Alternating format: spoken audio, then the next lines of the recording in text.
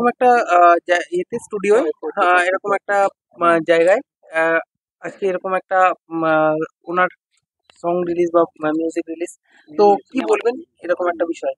না না, it is very good. উনি আমাদের ইন্ডাস্ট্রিতে নিউ ট্যালেন্টস আর অলওয়েজ ওয়েলকাম, এবং আমি জাস্ট জানতে পারলাম যে Sangeeta is a very talented actor, এবং ও ক্যানাডা বেসড একজন অ্যাক্ট্রেস, অ্যান্ড ওর নতুন সিনেমা আসছে, যার জন্য আমি ওকে অনেক অনেক শুভেচ্ছা জানাচ্ছি, এবং সকলকে বলবো ওকে সাপোর্ট করুন।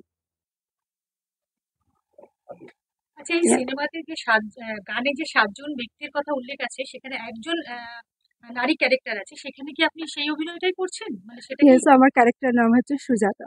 সুজাতা, অর্থাৎ কফি হাউসে যে কফি সুজাতা, হাউসের সেটাই। সুজাতা। ওকে, ওকে, ফাইন।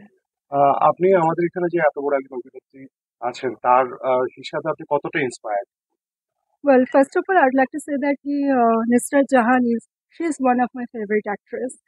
So Thank আজকে you. আমি ভীষণ হ্যাপি এবং ভীষণ প্রাউড ফিল করছি যে ওনার সাথে আমি প্রেস কনফারেন্স করছি এবং আমি মুভিটার ব্যাপারে কথা বলতে এসেছি। তো it is a very proud moment for me. Nusrat ma'am, আজকে এই যে নতুন আপকামিংরা যারা চলচ্চিত্র জগতে আসছেন তাদেরকে আপনি আপনার অভিজ্ঞতা থেকে কি টিপস দিতে চান?